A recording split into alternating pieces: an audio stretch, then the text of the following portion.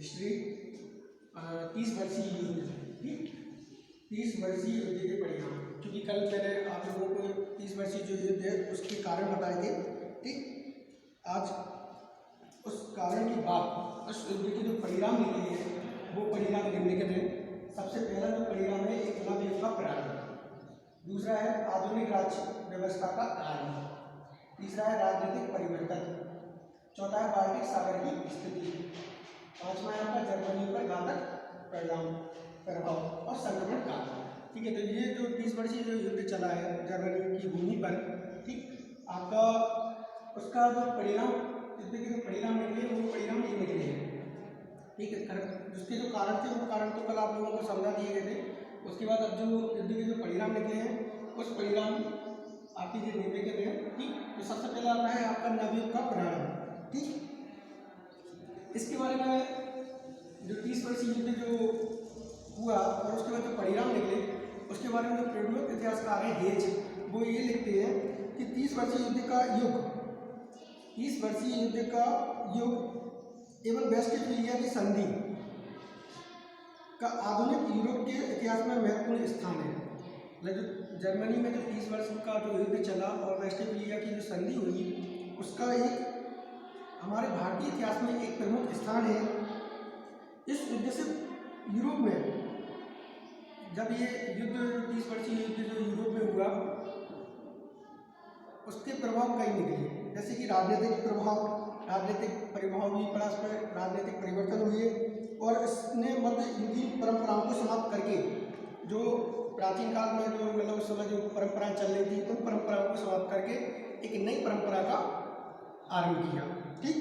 तो सबसे पहले 30 वर्षीय युद्ध के परिणाम में सबसे पहला आता है आपका नवयुग का प्रारंभ, ठीक है। तो इस युद्ध ने धार्मिक समस्याओं को हल कर दिया। इस युद्ध ने जो उस समय जो धर्म की जो समस्या चल रही थी कैथोलिक और प्रोटेस्टेंट और लूथरवादियों को लेके उस समस्या का हल कर दिया। कैल्विनवादियों को मान्यता प्राप्त हुई, कैथोलिक की समाप्ति को, जो कैथोलिक की जो संपत्ति के अपहरण को रोका गया, कैथोलिक तथा प्रोटेस्टेंट धर्मों का संघर्ष समाप्त हुआ। युद्ध ने धर्म सुधार युग को समाप्त कर दिया। इससे स्पष्ट हो गया कि राजनीतिक प्रश्न धार्मिक प्रश्नों से अधिक महत्वपूर्ण है। जब ये युद्ध हुआ, युद्ध के परिणाम के बेस पर नवयुग का प्रारंभ हुआ तो इससे ये स्पष्ट हो गया, इस युद्ध से तो यह स्पष्ट हो गया कि अब राजनीतिक प्रश्न धार्मिक प्रश्नों से अधिक महत्वपूर्ण हो गया, ठीक। इस प्रकार यूरोप में एक नवीन युग का प्रारंभ हुआ और जिसमें राजनीतिक तथा आर्थिक प्रश्नों की प्रधानता हुई।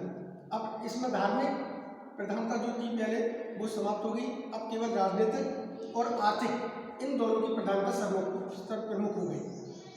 सबसे पहली दूसरी हेडिंग है आपकी आधुनिक राज्य व्यवस्था का आरंभ, ठीक। युद्ध से अंतर्राष्ट्रीय कूटनीति और कानून पर आधारित आधुनिक राज्य व्यवस्था के मार्गों का प्रसार हुआ।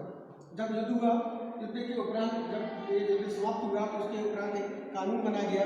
इस कानून के द्वारा एक नई व्यवस्था का उदय हुआ, जैसे कि संविधान लिखा गया, संविधान में कानून बनाए गए। यदि मान लो कानून नहीं होता तो व्यक्ति बिल्कुल क्या होता, फ्री हो जाता, व्यक्ति को डर नहीं होता।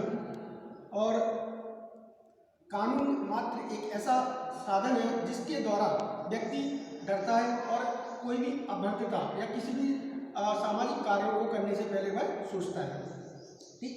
तो इस युद्ध ने एक नए आधुनिक राज्य व्यवस्था का आरंभ किया। अगली है आपकी राजनीतिक परिवर्तन। युद्ध के पश्चात यह स्पष्ट हो गया कि स्पेन और ऑस्ट्रेलिया हैब्सबर्ग राजवंश पतनशील थी। दूसरी ओर युद्ध से फ्रांस का उत्थान आरंभ हुआ।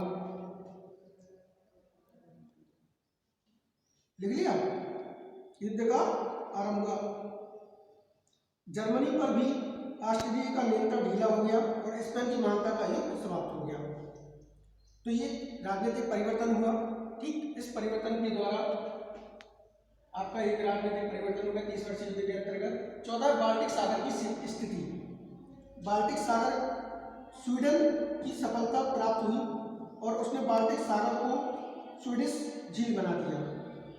लेकिन स्वीडन के संसाधन इतने नहीं थे कि वह अपनी स्थिति के लिए बनाए रखता है। अब जब रूस और प्रुसिया का उत्थान हुआ तो स्वीडन की स्थिति समाप्त हो गई। 30 वर्षीय युद्ध का व्यापार पर कोई प्रभाव नहीं पड़ा और डच इस क्षेत्र में हावी रहे। ठीक, 10